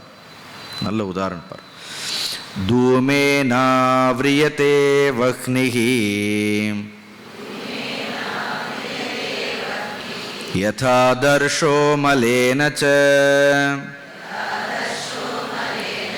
யதோல்பேனாவ்ருதோ கர்ப்பஹ ததா தேனேதமாவ்ருதம் நல்ல உதாரணம் இது. தூமேன ஆவரியத்தே வக்னிகி, எவ்வாறு ஒரு நெருப்பானது புகையினால் சூழப்பட்டிருக்கின்றது. நல்ல கவனமாக கேளுங்கள். நல்ல உதாரணத்தின் நெருப்பானது புகையினால் சூழப்பட்டிருக்கின்றது ஒரு உதாரணம். யதாதர்ஷோ மலேனச்ச, ஆதர்ஷகன எவ்வாறு கண்ணாடியின் மீது என்ன தூசு படிந்திருக்கின்றதோ, கண்ணாடியை தூசானது மறைத்திருக்கின்றதோ. இது ரெண்டாவது உதாரணம். மூணாவது உதாரணம்னா யதா உல்பக ஆவர்த்தக கர்ப்பக, எவ்வாறு சிசுவை என்ன கர்ப்பமானது மறைத்திருக்கின்றதோ அதே போன்று தேன இதம் ஆவர்த்தம். அங்கே இதம்னு என்னென்ன சொல்லலை, அவர் முட்டையை சொல்லிட்டார். தேன இதம் ஆவர்த்தம். அந்த இதம் என்னங்கிறத அடுத்த ஸ்லோகத்தில் சொல்ல போகிறார். ஸோ அடுத்த ஸ்லோகம் வரைக்கும் சஸ்பென்ஸ் வைக்கலை. இதம்னா என்ன அர்த்தம்? ஞானம். மனிதனுடைய ஞானத்தை தேனன்னு என்ன அர்த்தம்? தேனன்னு இந்த ஆசையானது மறைக்கின்றது.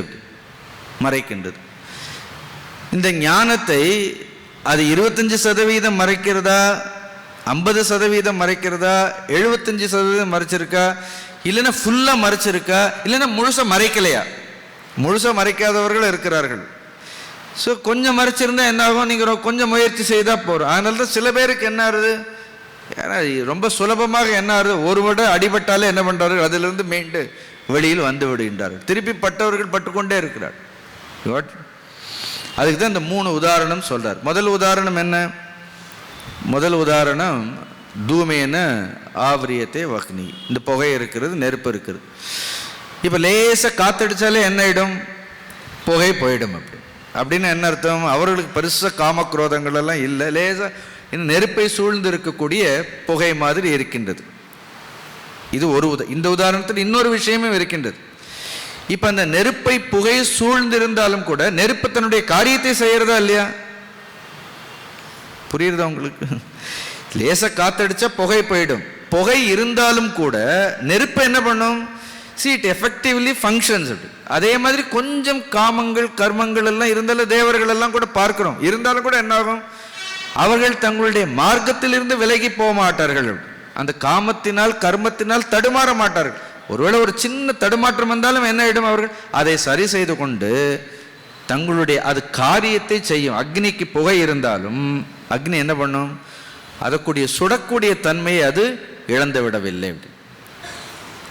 ஒரே உதாரணத்தில் 2 விஷயம் சொல்றாரு. ஒரு விஷயம் என்ன? ரொம்ப லேசாக காத்தடிச்சாலே போயிடுங்கிறார். இன்னொன்று என்ன? அது இருந்தாலும் என்ன ஆகும்?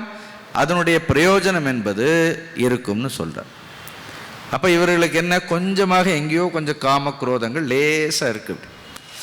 ஒரு முறை இந்த விஷயங்களை எல்லாம் கேட்ட உடனே என்ன ஆயிடும் அப்படின்னா இந்த ஆவரணம், இந்த மறைப்புங்கிறது போயிடும். ரெண்டாவது உதாரணம் என்ன? ஆதர்ஷோ மலேனச்ச, கண்ணாடி என்ன பண்ணியிருக்கிறது? கண்ணாடி ஒரு தூசு மறைத்திருக்கின்றது. இப்போ என்ன பண்ண? லேசாக ஊதனை காத்தடிச்சா தூசு போகுமா? போயிடுமா? அவ்வளோ சீக்கிரம் போகாது. நீங்கள் என்ன பண்ணணும்? ஒரு துணியை எடுத்து என்ன பண்ணணும்? எக்ஸ்ட்ரா இன்னும் கொஞ்சம் முயற்சி செய்து என்ன பண்ணணும்? துணியை எடுத்து என்ன பண்ணணும்? துணியை எடுத்து நல்லா கொஞ்சம் என்ன பண்ணணும்? அப்போ இவங்களுக்கு இன்னும் கொஞ்சம் காமமும் குரோதமும் கண்ணாடியில் படிந்திருக்கக்கூடிய தூசை போன்று எவ்வளோ உதாரணம் சொல்றார் பாரு இருக்கிறது. கொஞ்சம் முயற்சி செய்யணும். அதனால கவனமாக இருக்க வேண்டும், முயற்சி செய்யணும். முதல் உதாரணத்து மாதிரி இன்னொரு விஷயம் என்ன? என்னதான் கண்ணாடியை தூசு மறைச்சிருந்தாலும் அந்த தூசு எங்க இருக்கிறது? கண்ணாடியில் இருக்க, மறைத்திருக்கு. ஆனால் கண்ணாடி தெரியறதா இல்லையா உங்களுக்கு? கண்ணாடி தெரியும், ஆனால் அதில் என்ன இல்லை? நம்முடைய உருவத்தை அதனால் பிரதிபலிக்க முடியவில்லை. நல்ல வேளை கண்ணாடி இருக்குன்னு தெரியுது. அப்படி அப்போ object is scene, but object is not functioning. அது அதனுடைய வேலையை செய்யலும். ஆனால் விஷயம் அந்த விஷயம் இருக்குன்னு தெரியுது. ஓ இருக்கு, நல்ல வேலை. அது வேலை செய்யல, கொஞ்சம் என்ன பண்ண வேண்டியது? முதல்ல இருக்கிறதுல என்ன இருக்கிறது? அது வேலையும் செய்யறது, அந்த விஷயமும் இருக்கின்றது. அப்படி ரெண்டாவது என்ன இருக்கிறது? அந்த விஷயம் இருக்கின்றது, அது செய்ய வேண்டிய வேலையை அந்த தூசு இருக்கிறதால என்ன பண்ணுறது? அது நம்மளுடைய முகத்தை காண்பிக்க வேண்டும், அது காண்பிக்கலை. ரெண்டாவது நல்ல உதாரணங்களா? அப்படி மூணாவது என்ன? மூணாவது உதாரணம் என்ன? ஒரு சிசுவை, உள்ள இருக்கக்கூடிய சிசுவை கர்ப்பம் மறைத்திருப்பது போன்று. அப்படி இப்போ என்ன பண்ண முடியும்? இதுக்கு என்ன பண்ண முடியும்? 3வது மாதமே சிசேரியன் பண்ண முடியுமா? என்னதான் இருந்தாலும் கடைசியில் என்ன பண்ணணும்? இது தானாகவும் போகாது, இன்னொன்றினுடைய உதவியினாலும் போகாது. காலம்தான் என்ன பண்ண வேண்டும் அப்படின்னா பொறுமையாக இருக்க வேண்டியது. அப்போ சில நேரம் சில காமக்ரோதங்கள் இருந்தால் நம்ம என்ன பண்ணணும் அப்படின்னா புலம்பாமல் என்ன பண்ணணும், கொஞ்சம் பொறுமையாக கிருஷ்ணா ராமா இது எப்போ போகணும்னு என்ன பண்ணணும், பொறுமையாக இருக்கணும். ஏன்னா அது என்ன காலத்தினால் அந்த குழந்தை தானாகத்தான் என்ன பண்ண வேண்டும், அது பக்குவப்பட்டு அதுவாகத்தான் வெளிவர வேண்டும். சில நேரம் காமக்ரோதங்களில் என்ன ரொம்ப ஆழமாக இருந்தால் அதை அனுபவித்துத்தான் தீர வேண்டும்னு சொல்றார். ரெண்டாவது என்ன, அங்கே என்ன இருக்குல்ல, அந்த சிசுவையும் பார்க்க முடியல. அந்த சிசுவனுடைய பயணம் என்ன இருக்கிறது நமக்கு தெரியாமலே இருக்கிறது. முதல்ல கண்ணாடியாவது பார்க்க முடியும். இதில் என்ன பண்ண முடியல, அந்த காமக்ரோதத்தை பார்க்க அவ்வளோ ஆழமாக இருக்குது. அந்த சிசுவை நம்மளால் உள்ளே இருக்கிறத பார்க்கவே முடியாது. அதை பற்றி ஒன்றுமே தெரியாது நமக்கு. உதாரணம் முழுசாக என்ன இருக்கிறது, முழுசாக செயலற்று போய் இருக்கின்றது. இப்படி சொல்லிட்டு என்ன பண்ணுறார், ததா இவ்வாறாக, தேனன்னு என்ன அர்த்தம், இந்த காமம் சொன்னால் போரும், அதுதானே குரோதமும் கூட. ஆவர்த்தம் இதம், ஆவர்த்தம் இதம்னு என்ன அர்த்தம், இந்த மனிதனுடைய ஞானத்தை அது மறைத்திருக்கின்றது. அப்போ என்ன பண்ணணும், கவனமாக இருக்கணும்னு பகவான் சொல்றார் பார். ஆவர்த்தம் ஞானமே தேன ஞானினோ நித்ய வைரிணா காமரூபேண கௌந்தேய துஷ்பூரேணானலேன ச.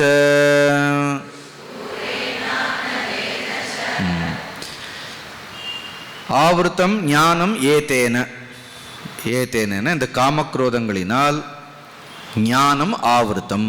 மனிதர்களுடைய உண்மையான இருக்கு ஞானம்ங்கிறது இல்லாமல் இல்லை. ஆனால் அந்த ஞானம்ங்கிறது என்ன இருக்கிறது, அஜ்ஞானத்தினால் ஞானேனத்து ததஜானம் நாசிதம் ஏஷாம் ஆத்மனகன்னு வேறு இடத்துலையும் சொல்வார். இந்த ஞானம் மறைக்கப்பட்டு இருக்கின்றது. ஒவ்வொருத்தருக்கும் ஒவ்வொரு விதமாக, ஒருத்தர் கொஞ்சம் மறைச்சிருக்கு, ஒருத்தர் இன்னும் கொஞ்சம் மறைச்சு, ஒருத்தர் முழுசாக மறைச்சிருக்கு.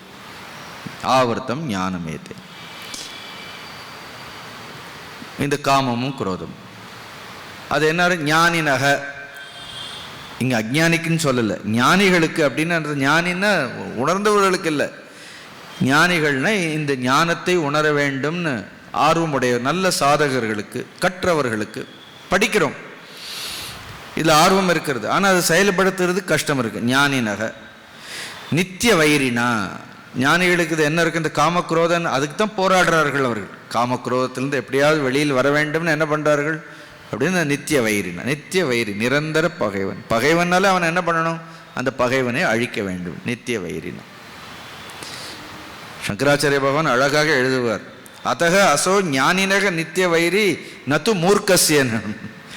காமமும் குரோதமும் நல்லவனுக்குத்தான் அது பகைவனை தவிர மூர்க்கனுக்கு என்ன கிடையாது. மூர்க்கனுக்கு அது நண்பன்னு சொல்றார். மூர்க்கனாக இருக்கிறவனுக்கு காமமும் குரோதமும் தான் என்ன ஆறுது.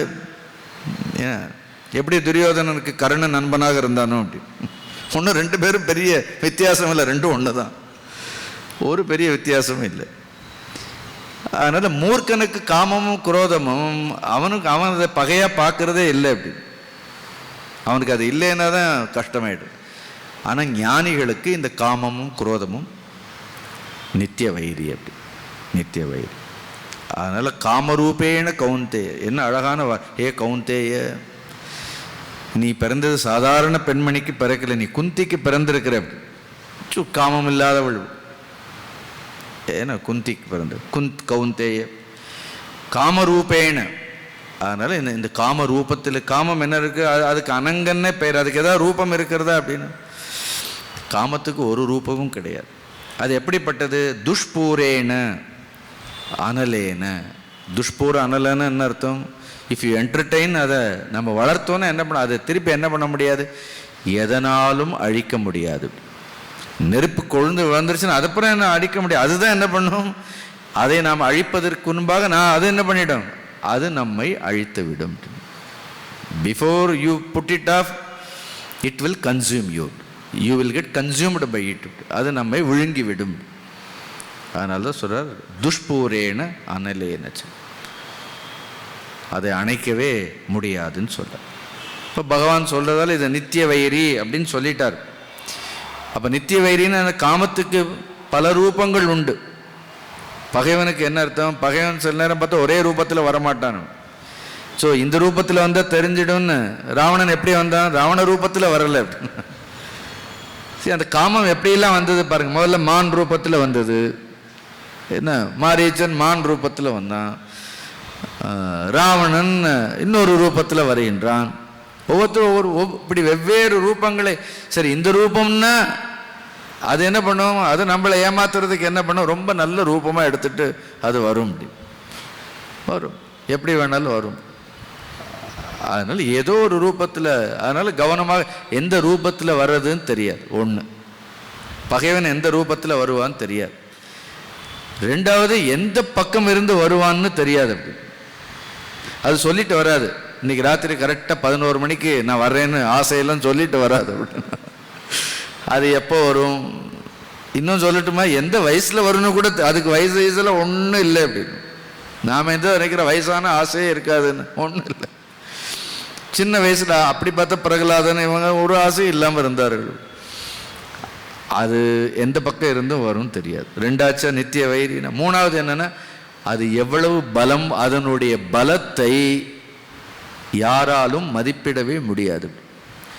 ஏதோ ஒரு சின்ன ஆசை தானேன்னு நினைப்போம், ஏன்னா 5 பைசா தானேன்னு நினைப்போம். Don't underestimate any desire. அப்படி அதனுடைய ரூபத்தை வைத்துக்கணும். அது சின்ன ஆசைன்னு அப்படின்லாம் இல்லை. அப்படின்னு அந்த பரீட்சித் மகாராஜாவிற்கு, ஏன்னா அந்த புழு எந்த வடிவத்தில் வந்தது, எப்படி வந்தது? மகாபாரதம் படிச்சீங்களா இல்லையா? அது ஒரு சின்ன பழத்துக்குள்ள என்ன இருந்தது, வந்தது. அவருக்கு கொஞ்சம் விவேகம் வேணுமா இல்லையா? இவ்வளோ பெரிய ராஜா. அதான் சொல்லியிருக்காரு, இந்த சூரிய அஸ்தமனம் வரைக்கும் அவருக்கு என்ன இருக்கிறது? கண்டம் இருக்கிறது. அவருக்கு கொஞ்சம் அகங்காரம்னு வச்சுப்போமே, கதைக்காக வச்சுப்போம். அவர் என்ன பண்றாரு? அந்த சின்ன புழு எடுத்து என்ன பண்றாரு? அப்படி இது என்ன பண்ண போகுது, இது கடிச்சா கடிச்சிட்டு போட்டோம் அப்படின்னு என்ன ஆகுது? அதை எடுத்து என்ன பண்ணுவார் அப்படின்னா கழுத்தில் விட்டுப்பார். உடனே என்ன ஆயிடுறது அப்படின்னா அது முழுக்க சுற்றி அது மொத்த அந்த மாளிகையை எரிச்சிடும்.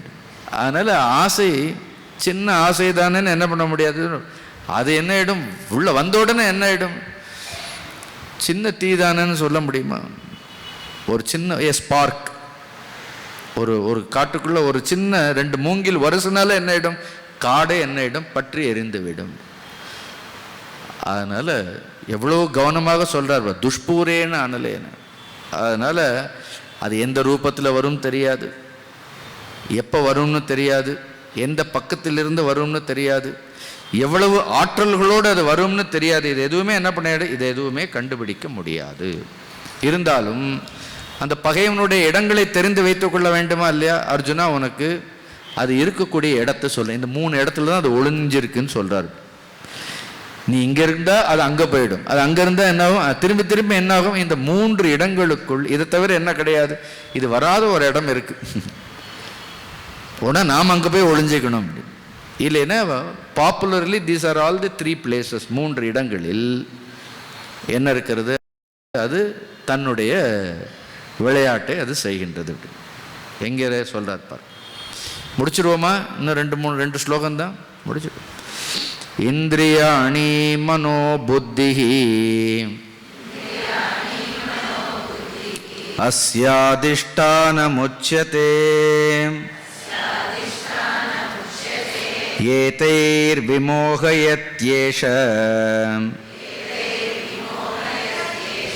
ஞானமாவ்ருத்ய தேகினாம். ஃபர்ஸ்ட் என்ன சொல்றாரு? முதல்ல உட்கார்ந்துருக்கிறது என்ன? இந்திரியாணி. என்ன அப்பாவியா உட்காந்துருக்கும் அது. ஏன்னா இந்திரியங்கள் உட்காந்துருக்கும் ரொம்ப அப்பாவியா இருக்கும். ஸோ அது இங்கே தானே உட்காந்துருக்கிறதுன்னு அது என்ன பண்ணுவோம்? உள்ளே போகிறதுக்காக என்ன பண்ணுறதுக்கு காத்திருக்கிறது. அப்படின்னு எப்படியாவது இவன் பண்ணுவான், உள்ளே போயிடுவான். அது முதல்ல உட்காந்துருக்கும் போது அது அப்பாவியா இந்திரியங்களில் உட்காந்துட்டு என்ன பண்ணுறது? நான் அங்கெல்லாம் பண்ணலாம், இந்திரியங்களே தான் இருக்கேன்னு சொல். ஒரு தடவை நான் உள்ளெல்லாம் போக மாட்டேன்னு எல்லாம் சொல்லும். அப்படின்னு ஏன்னா எல்லாம் சொல்லி மனிதனை நல்லா எப்படி சொல்றார்? ஏத்தைகி விமோகயத் ஏஷ. ஸோ ஃபர்ஸ்ட் என்ன அர்த்தம்? நீ சும்மா பாரு, அதனால ஒன்றும் இல்லை. சும்மா கேளு, அதனால ஒன்றும் இல்லைன்னு என்ன பண்ணும்? ஆசை சொல்லும். ஆசையோடு ஒரு டைலாக் நடக்கிறது பாருங்க. இந்த ஆசை என்ன பண்ணோம் அப்படின்னா, அதான் ஃபர்ஸ்ட் என்ன இந்திரியங்கள்னு என்ன அர்த்தம்? It is only perception. திருஷ்டுவா, திருஷ்டுவான்னு பார்க்கறது, இந்திரியங்கள் மூலமாக என்னது பார்க்கறது கேட்கறது. அது என்ன சொல்ற, பார்த்தா ஒன்றும் ஆகாது, கேட்டாலும் ஒன்றும் ஆகாது, ஒன்றும் ஆகாது, என்ன தொட்டா ஒன்றும் ஆகாது, எதுக்கு இப்படிதான் சொல்லும். அப்படி திருஷ்டுவா. அப்புறம் என்ன ஆயிடும் அப்படின்னா, கொஞ்சம் கொஞ்சமாக நீங்கள் ஒரு தடவை போதும் அப்படி மாட்டிக்கிட்டான்னு. அப்புறம் என்ன ஆகும்? இந்திரியாணி மனக. அப்புறம் என்ன? மத்துவா. இந்திரியாணின்னா ஒன்லி திருஷ்டுவா தான். அப்புறம் என்ன ஆகிடும்? அது கொஞ்சம் கொஞ்சமாக என்ன ஆகிடும்? அடுத்து என்ன ஆகிடும்?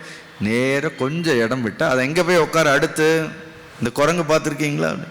முதல்ல இப்படி கொஞ்சம் தான் அது எங்கே உட்கார? நேரம் அப்படின்னா நேராக தலைமையில் தான் ஏறி உட்காரும். அதே மாதிரி என்ன ஆகும்? மனசில் போய் உட்காரும். மனசில் போயிடுதுன்னா அப்புறம் உங்களுக்கு என்ன ஆகிடும்? அதை பற்றி ஸ்மரணம் வந்துடும், உங்களுக்கு ஏற்பட்டுடும். இந்திரியங்கள்னாலும் கிரகணம்தான், அதான் திருஷ்டுவான்னு சொன்னேன். மனசிற்கு போயிடுதுன்னா என்ன ஆகிடும்? அப்புறம் திருப்பி திருப்பி என்ன பண்ணும்? அந்த ஸ்மரணம் ஆரம்பித்து விடும். அப்புறம் அங்கிருந்து அங்கேயே இருக்காது. அப்போ மனிதனுக்கு உண்மையிலேயே எது கண் அப்படின்னா அவனுடைய புத்தி விவேகம் தான்ங்கிறதால மனசுலேருந்து எங்கே போயிடும்? அது இன்னும் என்ன ஆயிடுது? புத்திக்கு போயினா நிச்சிதம் ஆயிடும்.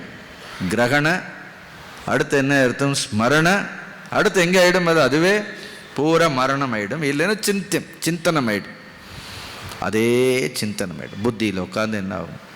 இந்திரியாணி மனோபுத்திகி அஸ்யன்னு என்ன அர்த்தம்? காமஸ். அஸ்யன்னு இந்த சாதகனுக்கு, இல்லைன்னா அஸ்யன்னு அந்த காமஸ்ய,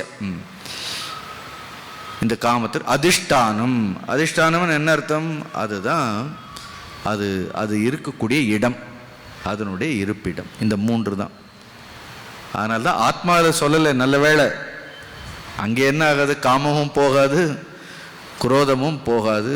ஈஸ்வரனிடத்தில் என்ன போகாது? காம குரோதங்கள் எல்லாம் எதுவும் போகாது. அப்படி அதனால தான் ஈஸ்வரன் எங்கே கொண்டு வந்து வைக்கணும்? இந்திரியங்களில், மனதில், புத்தியில் கொண்டு வந்து வச்சிடணும். அப்படி அப்போ காமமே என்ன ஆகும்? காமமே பயப்படும். ராவணனை கேட்பார்களா இல்லையாதோ? இது ராமாயணத்துலலாம் இல்லை. ஏன் சீதையை சுலபமாக ஏமாத்துறதுக்கு ராமராகவே ஒரு வேஷம் எடுத்து வந்திருக்கலாமேன்னு பிரவச்சன கர்த்தாக்கள் சொல்லுவார்கள். ராவணன் சொன்னானா, நான் முதல்ல ராமர் வேஷம் தான் எடுத்தோன்னே காமமே போயிடுத்துட்டான். ராமர் வேஷம் எடுத்தோன்னு எனக்கு ஆசையே போயிடுத்துட்டான், நான் பயந்துட்டேன்ட்டான். ஸோ இந்திரியங்கள்லையும் மனதிலையும் புத்தியிலையும் குருநாதரை வைத்திருந்தோன்னா, இறைவனை வைத்திருந்தோன்னா அந்த காமம் என்ன வராது? காமம் வெளியிலே இருக்கும். அது என்ன தேவையோ அதை மட்டும் செய்யும்.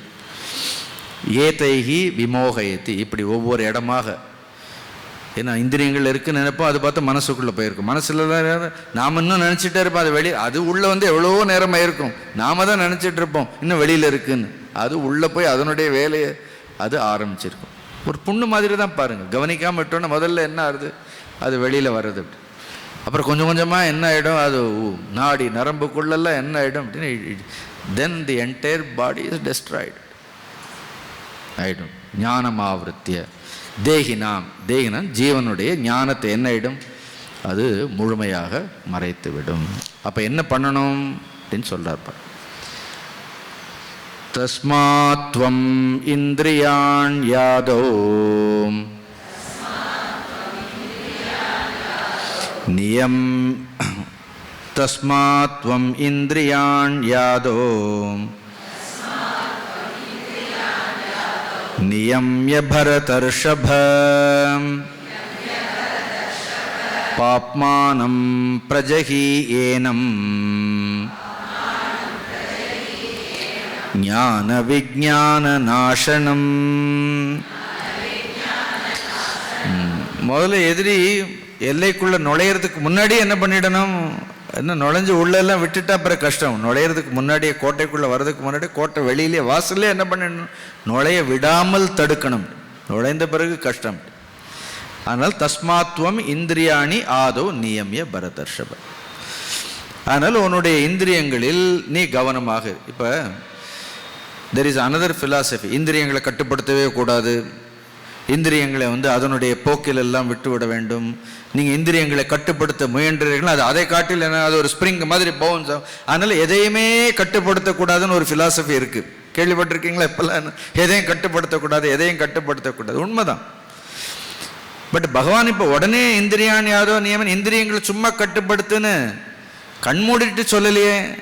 இதுக்கு முன்னாடி எவ்வளோ உபதேசம் பண்ணியிருக்கிறார் பாருங்க. அப்படி இந்த உபதேசங்களை எல்லாம் மனதில் வைத்துக்கொண்டு உன்னுடைய இந்திரியங்கள் எவ்வளோ சொல்றார். மயி சர்வாணி கர்மாணி சந்நியசிய சொல்றார். ஏன்னா ராகத்வேஷங்கள் இவ்வளவு உபதேசங்கள் சும்மா கண்ணை மூடிட்டு கட்டுப்படுத்துன்னு பகவான் சொல்லலை. It is not some blind control.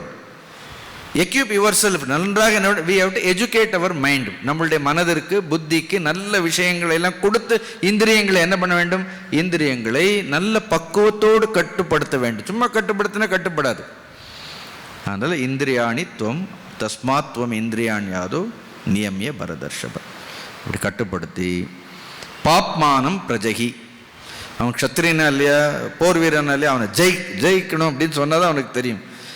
இந்த எதிரி என்ன பண்ணணும், வெளியில் இருக்கக்கூடிய எதிரியெல்லாம் ஜெயிச்சிடலாம். இந்த பாப்ப வடிவமாக இருக்கக்கூடிய இந்த எதிரியை பிரஜகி பிரகர்ஷன் ஒன்ஸ் ஃபார் ஆல் நீ அவனை வெல்ல வேண்டும். இல்லைன்னா அவன் என்ன பண்ணான், ஞான விஞ்ஞான நாசனம். அவன் ஞானத்தையும் அழித்து விடுவான். ஞானம்னா நம்ம படித்த ஞானம். விஞ்ஞானம்னு என்ன அர்த்தம், ஏதாவது கொஞ்சம் நஞ்சம் உள்ள ஒரு சின்ன அனுபவம் இருந்தாலும் என்ன ஆகிடும், அதையும் என்ன ஆகிடும், அது அழித்து விடும். நம்மளுடைய புரிதலையும் அழித்து விடும். அதனால் கவனமாக இருன்னு சொல்லி அடுத்த 2 ஸ்லோகம் இதை படிப்போம். சும்மா இதனுடைய விளக்கத்தை பார்ப்போம். எப்படி இருந்தால் 4வது அத்தியாயம் நம்ம ஆரம்பிக்கும் பொழுது இந்த 2 ஸ்லோகங்கள் தான் 4வது அத்தியாயத்திற்கான ஒரு துவக்கமாக இருக்கும். அது அப்புறம் பார்ப்போம். இந்திரியாணி பரான் யாகுஹோ இந்திரியேப்ய பரம் மனஹ மனசஸ்து பரா புத்திஹி யோ புத்தே பரதஸ்து சஹ ஏவம் புத்தே பரம் புத்வா சம்ஸ்தப்யாத்மானமாத்மனம் ஜகி சத்ரும் மகாபாஹோ காமரூபம் துராசதம். ஆத்மனா அது கடைசியில். ஸோ இந்திரியாணி பராணியாக சிம்பிளாக சொல்கிறார். முதல்ல என்ன பண்ணுறது, இது ஒரு தியானத்திற்கான ஒரு வழிமுறையாக சொல்கிறார். அதனால் இந்திரியாணி பராணி ஆகுகு. ஏன்னா இந்திரியங்கள் தான் நமக்கு நேரடியாக நம்முடைய வசத்தில் இருக்கக்கூடிய மிகப்பெரிய கருவிகள்.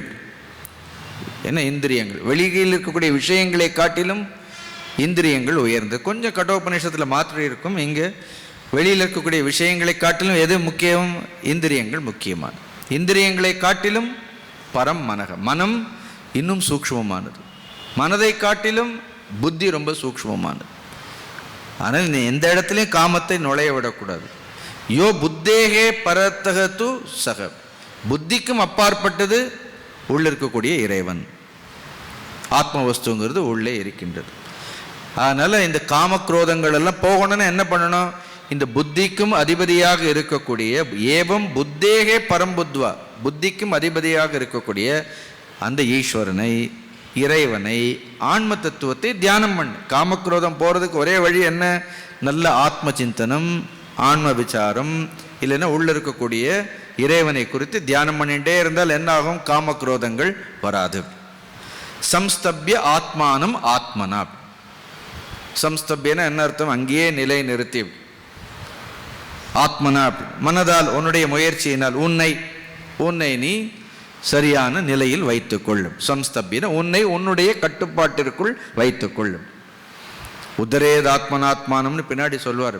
சம்ஸ்தப்ய ஆத்மானம் ஆத்மனா, உன்னுடைய முயற்சியால் அந்த ஆன்ம தத்துவத்தில் நிலை பெற்று விடும். ஜகி சத்ரும் மகாபாகம்.